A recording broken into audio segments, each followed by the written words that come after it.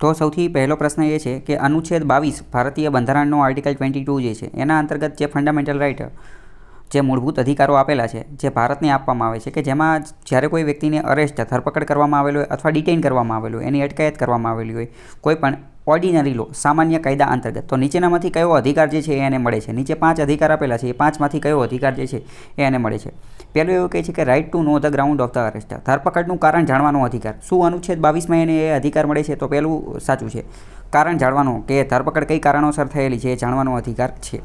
બીજા નંબરનું કહે છે કે right to be produced before magistrate, મેજિસ્ટ્રેટની સમક્ષ હાજર થવાનો અધિકાર એને મળે છે. તો કે હા, એ પણ મળે છે.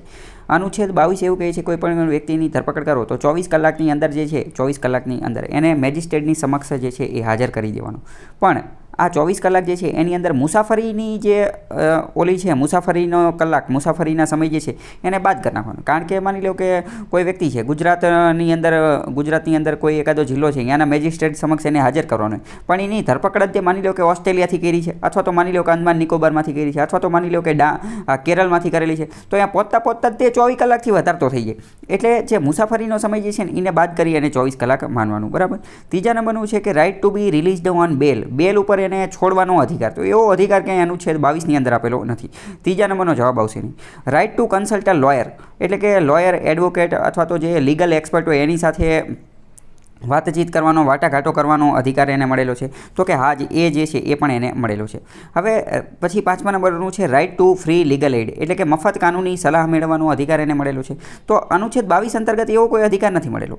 Right to free legal aid, મફત કાનૂની સલાહ મેળવવાનો અધિકાર એને મળેલો છે, પરંતુ એ તો આર્ટિકલ 39A અંતર્ગત, 39A અંતર્ગત મળેલો છે. અને 39A અંતર્ગત એ તો ડીપીએસપી એટલે કે રાજ્ય નીતિના માર્ગદર્શક સિદ્ધાંતો અંતર્ગત થઈ જશે, જ્યારે અહીંયા અનુચ્છેદ 22ની વાત કરેલી છે. અને 39A અંતર્ગત મળેલો છે એ પણ કંઈ બધા નાગરિકોને, તમામ નાગરિકને નથી મળેલો, અમુકને જ મળેલો છે. SC ST અથવા તો અમુક જે દબાયેલા કૂચડાયેલા લોકો હોય, અથવા ઓબીસીની અંદર અથવા અન્ય જનરલની અંદર ત્યાં અમુક આવક મર્યાદા કરતાં નીચેની આવક ધરાવતા હોય એવા લોકોને તે જે છે મળેલો છે. તો જવાબ મેં તમને કીધું એ રીતનું આવશે કે આ કારણ જાણવાનો અધિકાર, મેજિસ્ટ્રેટ સમક્ષ હાજર કરવાનો અધિકાર અને લોયર સાથે વાતચીત, વાટાઘાટો કરવાનો અધિકાર. આપણે થોડુંક અનુચ્છેદ 22 જે છે એની થોડીક ડિટેલમાં ચર્ચા જે છે એ કરી રહીએ. એક વેબસાઇટ છે ઇન્ડિયન કાનૂન નામની વેબસાઇટ જે છે એમાં બધા આર્ટિકલ ખૂબ જ સારી રીતે આપેલા છે, તો એ તમને ખબર હોવી જોઈએ. અનુચ્છેદ 22 મોસ્ટ આઈએમપી આર્ટિકલ છે. અનુચ્છેદ 22 ઉપર ડિટેલમાં જીપીએસસી મેન્સની અંદર રીતે 10-15 માર્કનો પ્રશ્ન જે છે એ પૂછાઈ ગયો છે કે ભાઈ અનુચ્છેદ 22 અંતર્ગત જે ધરપકડનું જે કરવામાં આવેલું છે તો એના બારામાં જે છે સમજાવવાનું કીધેલું છે. જો કે એવું લખેલું નહોતું ધરપકડનું, તમને ખબર જ હોવી જોઈએ કે અનુચ્છેદ 22 શું છે. ધરપકડનો ઉલ્લેખ પણ એ ક્વેશ્ચનની અંદર નહોતો કરેલો. અનુચ્છેદ 22 સમજાવો એવી રીતે ડાયરેક્ટ લખેલું હતું. તો અનુચ્છેદ 22 શેની વાત કરે છે? તો કે protection against arrest and detention in the certain cases.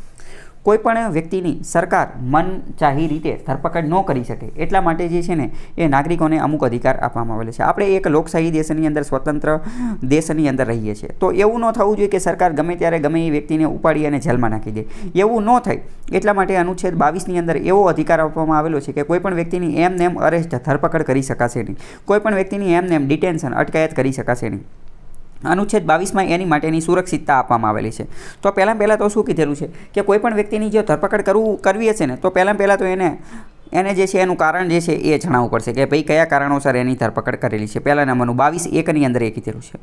પછી 22(2)ની અંદર શું કહેલું છે? તો કે produced before the nearest magistrate within the period of 24 hours, 24 કલાકની અંદર જે છે ને એને નજીકના મેજિસ્ટ્રેટની સમક્ષ હાજર કરવો પડશે. અને આમાં મેં તમને કીધું ને કે જે આવક જવાનો સમય જે છે, જર્ની યાત્રાનો સમય જે છે એને બાદ કરી નાખવાનો છે.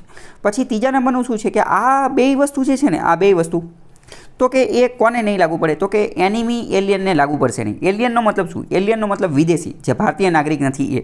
અને એનિમી એલિયન એટલે કે ભારતનો જે દુશ્મન દેશ હોય એ જેનું આપણું જેની યુદ્ધ થયું હોય ને તો એને એનિમી એલિયન કહેવાય. એલિયન એટલે શું? તો કે વિદેશી. એ પછી કોઈ પણ દેશનો હોય ને એ ચાલી જાય. આફ્રિકાનો, અમેરિકાનો, ચાઇના, જાપાન, કોઈ પણ દેશનો હોય ને તો એને એલિયન જ કહેવાય. પણ એનિમી એલિયનનો મતલબ શું? કે આપણું જેની યુદ્ધ થયેલું હોય નહીં, મતલબ કે પાકિસ્તાન અને ચાઇના. તો આ એનિમી એલિયનને આ 22 નંબરનો અનુચ્છેદ જે છે એનો લાભ મળશે નહીં. એટલે કે એનિમી એલિયનની ધરપકડ કરી હોય તો એનું કારણ દર્શાવવાની જરૂર નથી. એને જે છે 24 કલાકની અંદર મેજિસ્ટ્રેટ સમક્ષ હાજર કરવો પણ જરૂરી નથી. તો આ પ્રશ્ન બીજી વાર આવું વિધાન પણ પૂછાઈ જશે, એવું 22(3)ની અંદર કીધેલું છે. પછી બીજા નંબરની વસ્તુ, જો કોઈ વ્યક્તિ જે છે એની ધરપકડ ડિટેન્શન લો અંતર્ગત કરવામાં આવેલી છે. અલગ જો બે પ્રકારના કાયદા હોય. એક તો આવે ઓર્ડિનરી લો. ઓર્ડિનરી લો અંતર્ગત એની ધરપકડ કરેલી હોય. ઓર્ડિનરી લો એટલે કે આઈપીસી અંતર્ગત ધરપકડ કરેલી હોય અથવા બીજા અન્ય કોઈ કાયદા અનુસાર જેમ કે ફેમા અંતર્ગત ધરપકડ કરેલી છે અથવા તો માની લો કે ટેરરિસ્ટ એક્ટ અંતર્ગત કરેલી છે, drugs and psychotropic drugs and narcotics અંતર્ગત કરેલી છે. એ બધા ઓર્ડિનરી લો કહેવાય. ઓર્ડિનરી લો અંતર્ગત કરેલી હોય તો આ 22(1) અને 22(2) જે છે એ બે એને લાગુ પડે. પરંતુ માની લો કે બીજો એક ડિટેન્શન લો હોય. ડિટેન્શન લો ઘણા બધા છે જેમ કે ટાડા નામનો એક કાયદો છે, મીસા નામનો એક કાયદો છે, યુઆપા નામનો એક કાયદો છે, અનલોફુલ એક્ટિવિટીઝ પ્રિવેન્શન એક્ટ. આ બધા કેવા છે? ડિટેન્શન લો બરાબર. તો એની અંતર્ગત જો ધરપકડ કરેલી હોય તો એને જે છે એ આ બે નિયમોની સુરક્ષા, પ્રોટેક્શન, સંરક્ષણ મળતું નથી.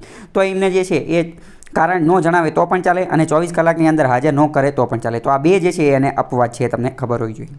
બાકી ડિટેન્શન લો શું છે એની ઉપર પણ મેં એક અલગ ડિટેલમાં વિડીયો બનાવેલો છે, એ પણ જોઈ લેજો. એની ઉપર પણ પ્રશ્ન પૂછાઈ શકે છે. પછી અહીંયા પણ જો એને બારામાં જ કીધેલું છે કે ભાઈ આ પ્રિવેન્ટિવ ડિટેન્શન હોય. ડિટેન્શન અંતર્ગત જો ધરપકડ કરેલી હોય તો એને 3 મહિનાની વાત કરેલી છે અને એડવાઇઝરી બોર્ડ સમક્ષ રજૂ કરવામાં આવે ને એ બધી વાતો છે. એ આપણે અત્યારે નહીં વાત કરીએ કારણ કે એ ઓલરેડી જે છે ડિટેન્શનવાળો ટોપિક, એ આખો ટોપિક ચેન્જ થઈ જશે. એ ડિટેન્શનવાળા ટોપિકની અંદર મેં ડિટેલમાં સમજાવેલું છે, એ તમે જોઈ લેજો. બાકી અહીંયા બીજી પણ અમુક બાબતો જે છે આપેલી છે એ તમે એકવાર પોઝ કરી અને જોઈ લેજો. તો મેઇન વસ્તુ તમને ખબર પડી ગઈ કે ભાઈ અનુચ્છેદ 22 શું છે ને એ બધી વસ્તુ. બીજી વાર પણ આવો પ્રશ્ન પૂછાઈ શકે, મેઇન્સમાં પણ પ્રશ્ન પૂછાઈ શકે. અને અનુચ્છેદ 22 ઉપર બીજો બંધારણવાળા પ્લેલિસ્ટની અંદર જઈને જોશો તો અહીંયા પણ ડિટેલમાં આનો વિડીયો જે છે બનાવેલો છે, અનુચ્છેદ 22 ને ડિટેન્શન લો ને એ બધું.